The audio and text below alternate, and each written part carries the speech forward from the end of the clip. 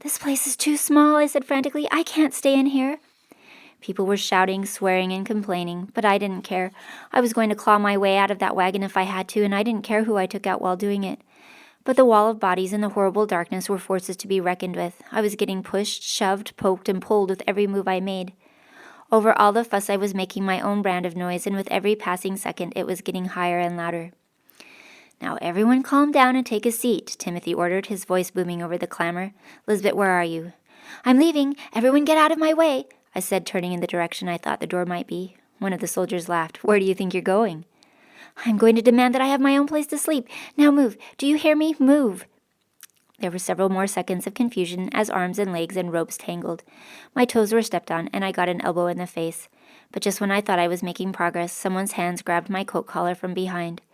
The next thing I knew, that same person was sliding his bound wrists over my head, down my face, and around my neck. "Lisby, relax," Timothy whispered as his arms settled down over my own arms.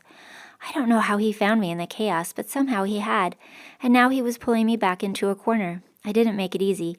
I thrashed as hard as I could. My head hit the back of his chin, and he gave a stifled cry, but he didn't remove his arms. "What is going on?" George demanded. "Everyone just be quiet and sit down where you are," Timothy again ordered. "Now, it's going to be a little tight tonight, but we'll manage." With my arms pinned to my side, I was panting for air now. "I can't breathe," I said, gasping. In a calmer, quieter part of my brain, I observed my wild tantrum with distaste. All these years, I had managed to cover up my fear of tight, enclosed spaces with a highly polished facade.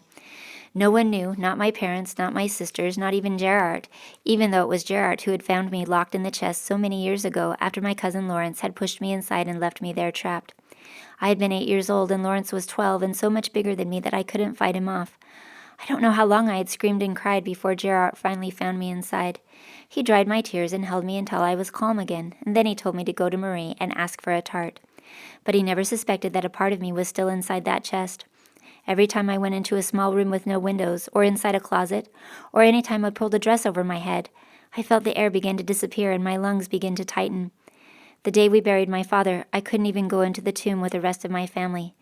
I had to wait outside, sobbing into the shoulder of Timothy's mother. They all thought I was too overcome with grief to see my father laid to rest. But in reality, I couldn't make myself go into the crypt, not even to say goodbye to my father. I said no one else knew, but that wasn't true. One other person knew, Timothy. On the day he confessed to me that he couldn't hear out of his left ear anymore, I confessed my fear of being trapped in tight spaces to make him feel better. He was holding me now firmly. "Just breathe," he was whispering in my ear. "In and out, in and out." I felt his knees bend as he slid down to the floor, and I had to go with him because he was still holding me. Everyone else was trying to settle down now as well. I could hear people pushing and arguing, but it all seemed far away. I was too busy trying to suck in air to pay much attention to the rest of them. "Timothy," I said, still straining against his arms, "there's no air in here. I think I'm going to pass out." "There's plenty of air," he said softly. "I can feel a draft on my back right now. This whole thing is probably riddled with cracks. But it's so hot." "You'll cool down as soon as you start to relax." "Let me just stand up. I can't breathe down here. It's too hot." Timothy's body felt like a furnace against my hot skin. I strained against his arms, trying to get to my feet. "Do you remember the day you disappeared and had the whole village looking for you?" I stopped thrashing. "No." "You must have been about 6 or 7. It was the day of my father's 40th birthday party, and my mother had invited all our family. Some of them traveled all the way from South Cooperton. My aunt had purchased a cake in Michaelton, a very expensive cake. It was her gift to my father. It had been decorated with 4 large pearls, one for each decade of his life. We had just finished dinner when my father called for the cake to be cut, but my mother suggested that he should hand out his favors first. My father agreed and called all the children to come close so that they could receive theirs. Only you were nowhere in sight. Nobody thought much of it but my father. He insisted that you be there, so someone went looking for you. In the meantime, people began to grumble. Not many of my extended family understood how much my father adored you. But then, when no one could find you, people began to get worried. We searched the entire house from cellars to attic, and then we moved to the yards and outer buildings. When we still couldn't find you, Father ordered the church bell to be rung, which was when every tenant in the field dropped what they were doing and were told to start searching for you. By now the people were looking down the well and in the river and at the quarry. Your mother was in tears. They had to take her back inside. The wagon had grown quiet. Everyone was listening to Timothy's story now. Imperceptibly, my muscles had begun to relax, and my heart was no longer pounding so hard. I was beginning to remember how this story ended, but I wanted to hear Timothy's version. I was one of those down at the quarry with my father when Gerard came running. He said that someone had spotted you. Do you remember where you were? Tell me." He paused for a moment. "You had stolen the cake and taken it down to the village school and were sharing it with the children. When my father found you there, you had frosting and cake all over your fingers because you had forgotten a knife to cut and divide the cake. He asked you why you had left the party. Your answer was simple. Back at the house you had heard him say, 'Now let's all go share that cake.' And well, you interpreted this as taking the cake and sharing it.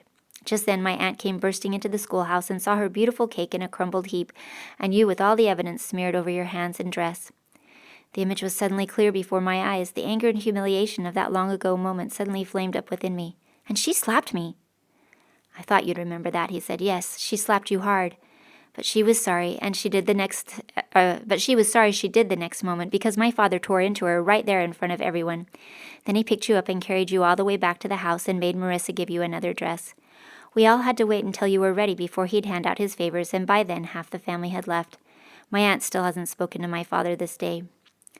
I bit my lips to keep from smiling too widely, not that anyone would have seen in the darkness, but I felt wicked for liking his story so much. And then I realized I was breathing normally again. I could even feel cool air seeping in from outside, whispering across my hot cheeks. Timothy's arms no longer felt like clamps, but simply the warm comfort of an old friend. The night began to pass. Somewhere nearby, George was taking reports from his men about who was missing and who might have escaped. After that, they tried to figure out how many people Oswald had with him in his gang. From the sound of it, they were counting on the fact that there were several more teams of soldiers in the mountains. If they couldn't escape themselves, they need only wait for others to come looking for them.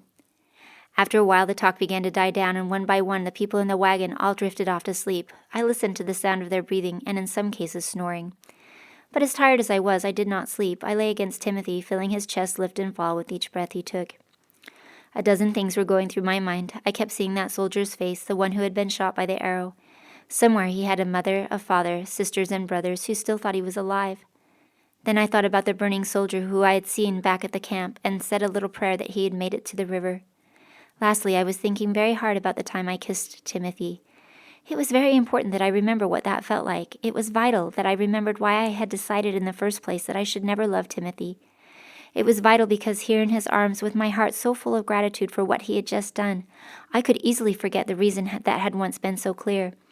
Because now that I knew he was a thief and a traitor, it was even more important that I remember that under no circumstances was I even to let myself consider for one tiny moment that I could ever truly love Timothy.